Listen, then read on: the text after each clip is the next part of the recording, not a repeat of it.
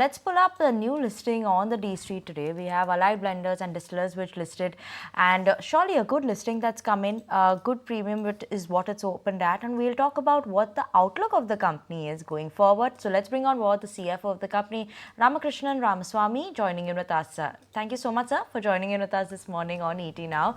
And yes, we've seen the good listing coming in. Growth outlook for the industry is strong.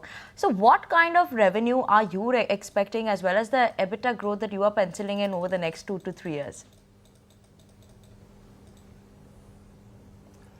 The growth expectation of the industry is around 9%, and we would be in line with that, especially on the mass premium and the other segment. So we would be mid-teens on the premium segment and low teens on the mass premium segment. Right. Also, just want to understand in terms of overall EBITDA margin, what is the target that you have for EBITDA for FY25 and FY26? Because your EBITDA margins obviously have been in that range of 7 to 9% in the last 3 years. So what is the outlook there? The EBITDA margins have been historically around 9%. It came down consequent to COVID to around 7%, and after that, the increase in the material cost, especially glass bottles and the ENA.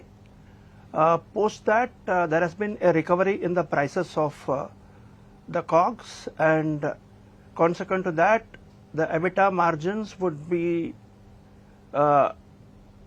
in line with peers over the medium term, and immediately we should be around early teens.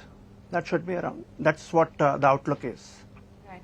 Mr. Ramaswamy, also wanted to understand about, a specific raw material inflationary trend, because that has been a concern for the industry. But would you say that raw material pricing pressure is now behind you? And can we actually see a, petering down from here onwards?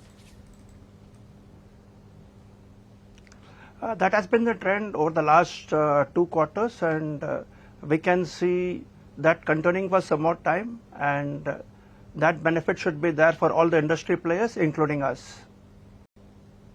Okay, interesting. The other thing I also wanted to talk about is, as a contribution to the total revenue pie, whiskey contributes to about almost 96% of your top line, right? What is it that you're doing in terms of expanding this category or looking at expanding other categories? So we are looking at, whiskey has been the dominant this for the industry. Around 65% of the IMFL business is whiskey. So we will continue our leadership there. At the same time, we are looking at other opportunities like gin, rum and other things which should contribute a significant amount on a future date. What is, if you can elaborate in terms of how much you're expecting from these newer categories and what kind of revenue potential this will add for you?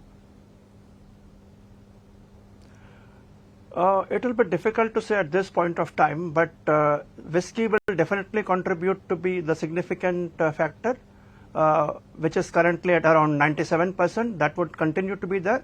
But other segments, we will see the niche wherever there is an opportunity for growth to us. We will get into those segments and look at that and continue to grow along with the segment there. Fair enough. And just off your 720 crores of the fresh issue, I understand that's going to be for debt repayment. What about your expansion plans, and how will this improve your debt profile? Can you just give us a little bit more clarity on the debt component? Yeah, sure. The primary objective of the issue is to repay the existing debt in the books, which we will do. And on the balance, it's available for growth capital. So we are looking at some kind of backward integration, which will happen over the next maybe 18 to 24 months, and which will contribute to the EBITDA also. Right, and just want to understand, which are the geographies that you will be looking at? Are you going to be looking at expanding more further beyond Telangana and UP?